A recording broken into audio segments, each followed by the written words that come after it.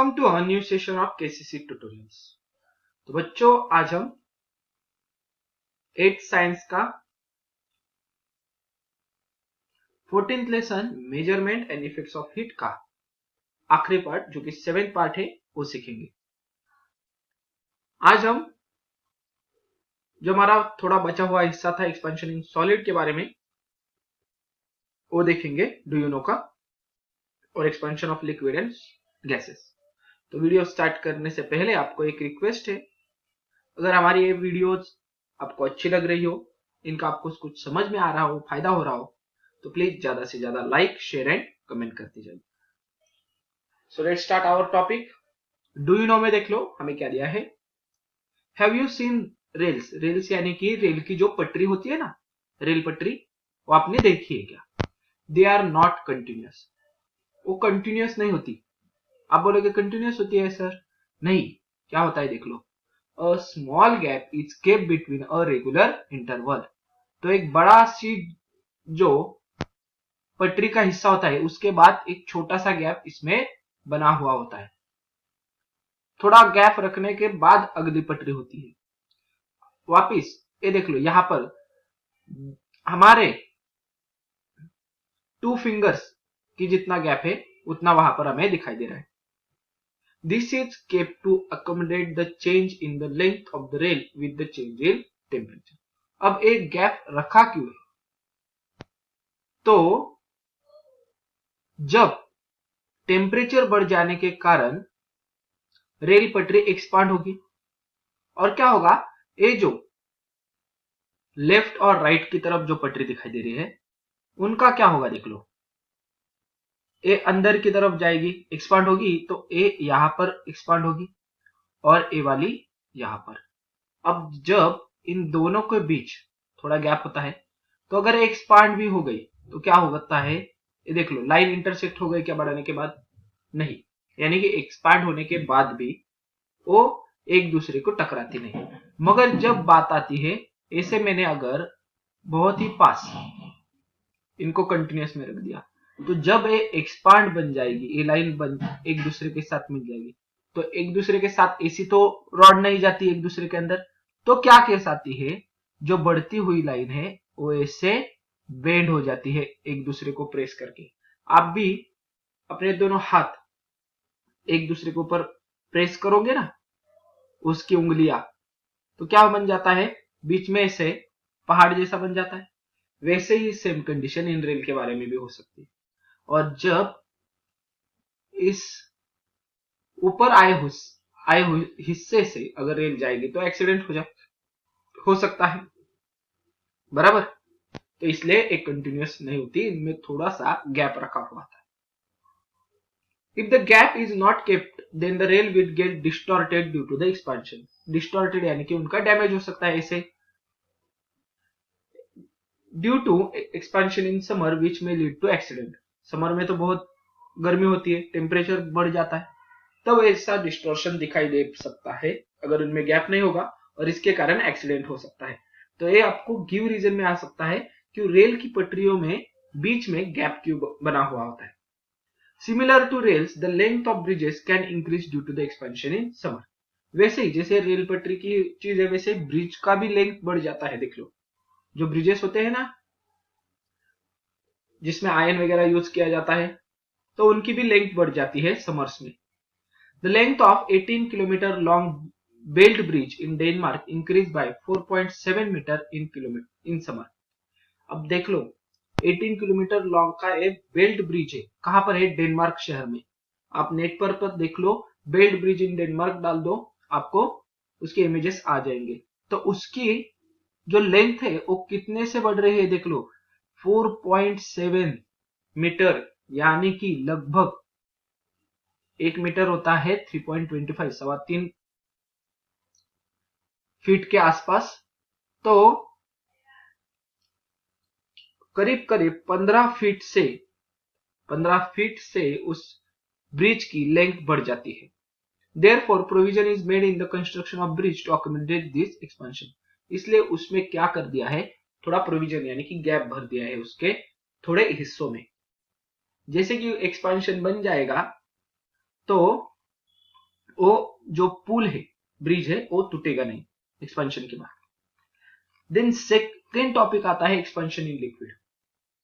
A liquid does not have definite shape but have a definite volume. Liquid को अपना खुद का shape नहीं होता, जिस कंटेनर में आप डालोगे उस कंटेनर का आप वो शेप लेता है, बराबर, मगर उसको डेफिनाइट वॉल्यूम जरूर होता है। So we can define a volumetric expansion. तो लिक्विड का कौन सा एक्सपेंशन होता है? Volumetric expansion. V2 is equal to V1 in bracket 1 plus beta delta T, यानी कि V2 क्या होता है? Final volumetric expansion, V1 initial volume in bracket 1 plus beta क्या है होता हमारा? तो हमने पिछले सॉलिड में देखा था, beta is the volumetric expansion coefficient of the liquid, and delta T यानी कि क्या? तो यहां पर दे दिया है चेंज इन टेम्परेचर। आ गया समझ में? सभी की दिए है हमें delta T is a change in temperature, V1 and V2 are initial, V1 is initial volume and V2 is final volume, यानी कि एक्सपेंशन होने के बाद वाला वॉल्यूम जो बढ़ने वाला रहेगा ना, वो वाला volume. The effect if heat on the water is somewhat different from that of for other liquid. This is called as anomalous behavior of water. We are going to learn about in a higher standard. जो behaviour होता है water का दूसरे liquid के as compare to दूसरे जो liquids है, तो थोड़ा सा अलग होता है। वो क्या होता है हम नेक्स्ट स्टैंडर्ड में पढ़ने वाले। सिर्फ आप इसे इतना ही ध्यान में रखो कि एनोमलस बिहेवियर ऑफ वाटर जिसे बोलते हैं हम, क्योंकि वाटर दूसरे लिक्विड के जैसे बिहेव नहीं करता एक्सपेंशन के दरमियान। थर्ड टॉपिक जो कि इस चैप्टर का लास्ट टॉपिक है, expansion of gases. A gas does not have even fixed volume.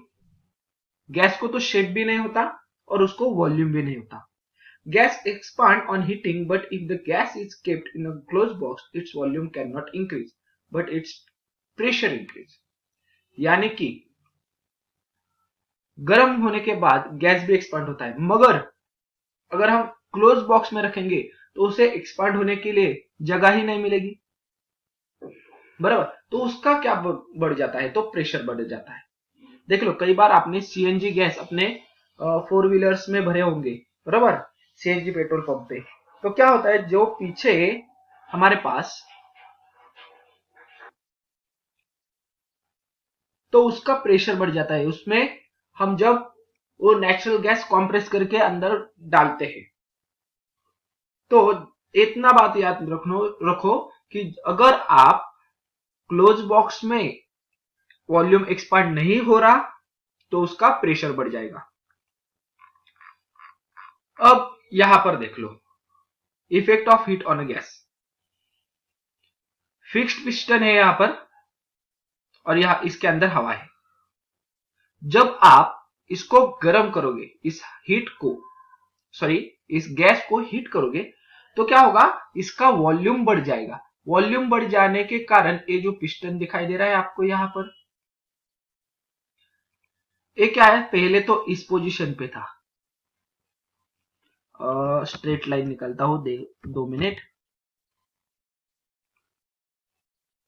हाँ, तो देख लो इस पोजीशन पे था, मगर एक्सपांशन होने के कारण हवा ऊपर की तरफ गई और ये पिस्टन ऊपर चला गया है। आ गए समझ में? ये था हमारा experiment for expansion of gas.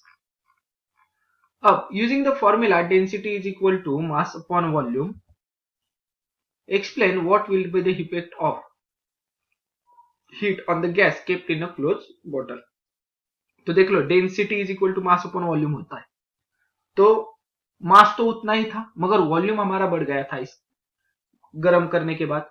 तो जैसे जैसे आप किसी गैस को गर्म करते हो तो उसकी डेंसिटी कम हो जाती है। देख लो, हीट करने के बाद डेंसिटी कम हो जाती है और वॉल्यूम बढ़ जाता है। ये आप लिख के ले लो, D decreases, V increases, that is density decreases, volume increases.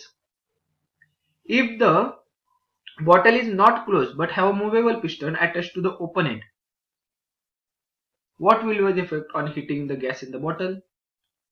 तो अब इसका मुझे आपने आंसर देना है। Then therefore the expansion of gas is a measure by keeping the pressure constant। तो expansion of gas क्या करते हैं हम, कैसे मेजर करते हैं? by keeping the pressure constant, उसका pressure constant रखे। this volumetric expansion coefficient is called as constant pressure expansion coefficient, यानी कि गैस के जो वॉल्यूमेट्रिक एक्सपेंशन कोएफिशिएंट है उसे ही हम प्रेशर एक्सपेंशन कोएफिशिएंट भी बोलते हैं। आगे समझ में? And it is given by same formula V2 is equal to V1 in bracket 1 plus beta delta T। V2 and V1 are the, V1 is initial volume, V2 is final volume, beta is constant pressure expansion coefficient of the gas। सिर्फ आपको उसकी state जैसे जैसे यहाँ पर liquid था यहाँ पर आपको गैस लिखना है। Delta T change in the temperature. इसी के साथ जो हमारा चैप्टर था measurement and effects of heat वो खत्म होता है। इस पूरे चैप्टर में आपको कोई भी डाउट होगा तो आप कमेंट बॉक्स में जरूर लिखिए, हम उसके सॉल्यूशन दे देंगे आपको। और दूसरे भी चैप्टर्स लर्न करने होंगे आपको, 8th साइंस के, 8th मैथ्स के, रहने दो, कोई भी टॉपिक आपका सब्जेक्ट रहने दो, आप हमारे चैनल पे जाकर वहां पे प्लेलिस्ट है, उनमें से आपके स्टैंडर्ड फाइंड आउट करो। उसके बाद सब्जेक्ट, आपको सारे जितने भी चैप्टर से आपके बुक में उनके सारे के सारे नोट्स आपको मिल जाएंगे इसी वीडियो से। तो आशा करता हूं ये वीडियो आपको अच्छी लगी होगी, तो प्लीज ज्यादा से ज्यादा लाइक, शेयर एंड कमेंट करते जाइए। और अगर आपने अब तक हमारे चैनल को सब्सक्राइब नहीं किया होगा तो प्लीज सब्सक्राइब कीजिए। केसीसी ऑनलाइन ट्यूशन का अगर आप हिस्सा बनना चाहते हो, हमारी ट्यूशन ज्वाइन करना चाहते हो, तो डिस्प्ले में दिए गए नंबर पे कॉल करके अधिक जानकारी ले सकते हो। Thank you for watching. Good bye.